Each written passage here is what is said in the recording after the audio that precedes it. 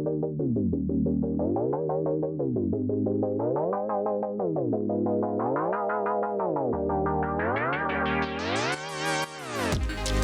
さんこんにちは。ルカチャンネルのルカです。本日の動画はインパクトドレイクがリリースされたことによって変わった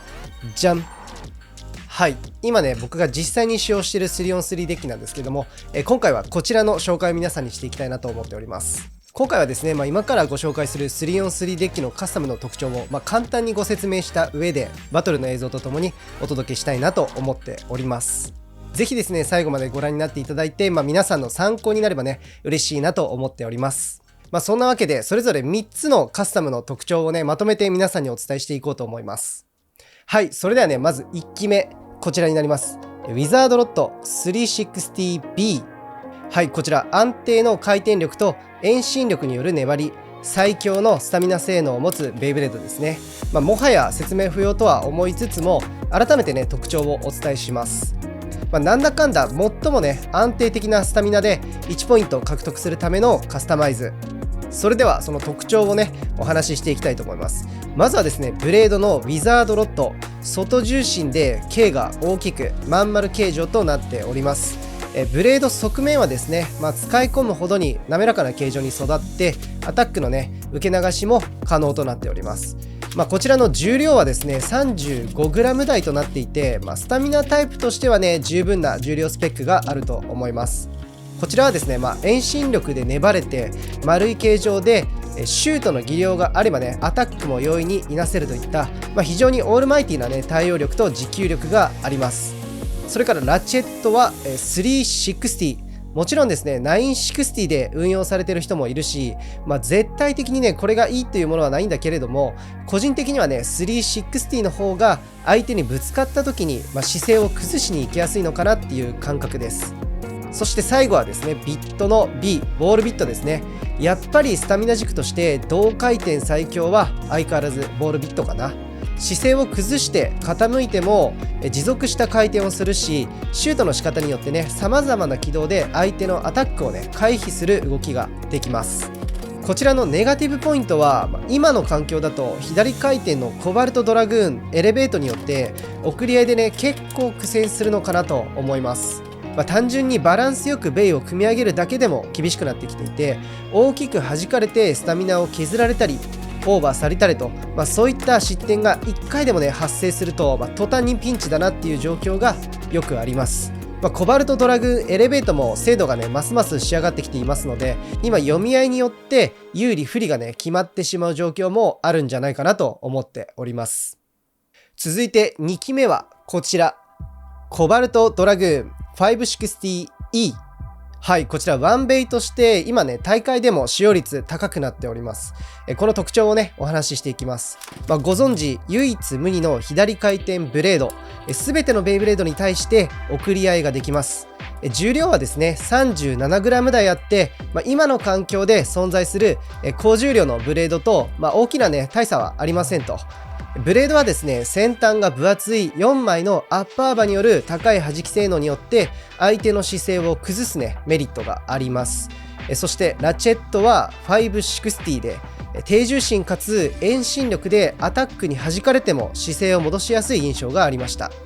そしてエレベートビットが姿勢をキープしながら粘ってくれると、全体的に低身長で遠心力も備わっていて姿勢保持のしやすさがアタックへの耐久性と後半の送り合いをね実現してくれるんじゃないかなと思っております。さらにはですね4枚のアッパーワブレードがですね相手を弾いてオーバーさせて高得点を得られたり、弾くことによって相手の姿勢をね傾かせてスタミナロスさせることでスピンを得られるねカスタムとなっております。こちらのネガティブポイントは調整されたコバルトドラグーンじゃないとねやっぱり右回転のスタミナベイに対しては、送り合いにならずにねスピン負けすることもねあるんじゃないかと思います。ウィザードロットエレベート、シルバーウルフエレベート、エアロペガサスエレベートみたいな相手だと、形状的にもね、こっちが不利かなっていうふうに思っております。まさに今ワンベイではですね右か左かの読み合いじゃんけんみたいな状況が発生していて、今までとはね違った環境に変化しているエレベートビットの運用パターンがね複数出ていることが非常に今面白いなと思っております。そして最後にご紹介するカスタマイズがこちらエアロペガサス 760LR。 はい、レアベイのエアロペガサスですね。実はね、大会でもずっと使ってきてはいるんだけれども、僕の 3on3 デッキ紹介でね、登場するのはね、今回が意外と初なんじゃないかなと思います。前回のインパクトドレイクのおすすめ動画でも同じカスタムでね、紹介してると思うんだけれども、新規パーツのビット、LR ビットをね、今回採用しております。R ビットよりも 1mm 低く設計され、アッパー攻撃を得意とするということで、個人的に今回期待値がね、高かったビットパーツでした。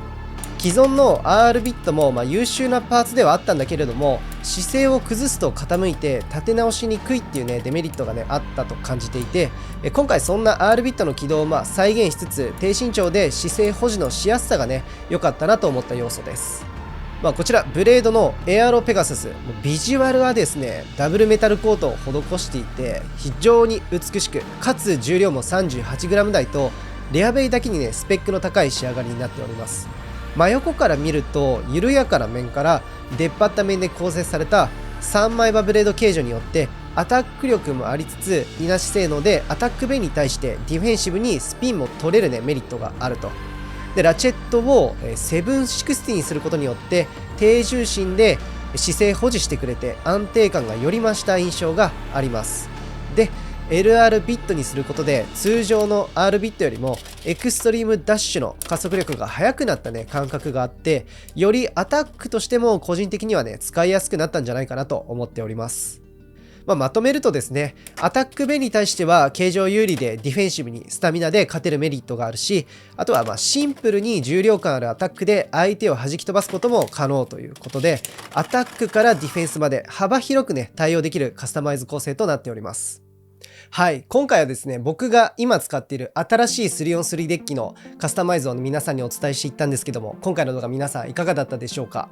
インパクトドレイクの登場によってラバーバによるアタックのね、時代が起きるかなと思いつつ、実際のところね、そこまで大きく環境が変わることはね、ないんじゃないかなと思っております。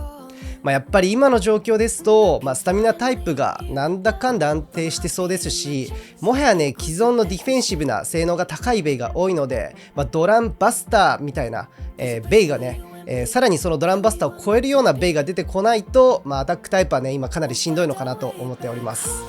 来シーズンにはですね、おそらくまた今年ね盛り上げてくれるであろうね新しいベイがね出てくるんじゃないかと、予想しておりますので、しばらくね今の環境を楽しみつつも、今後の新世代のねベイブレードの登場にね、今後も期待していきたいなというふうに思っております。今回はですねアタックタイプもありつつ、基本的にはねスピンフィニッシュを積み上げていくコンセプトの 3on3 デッキの紹介でした。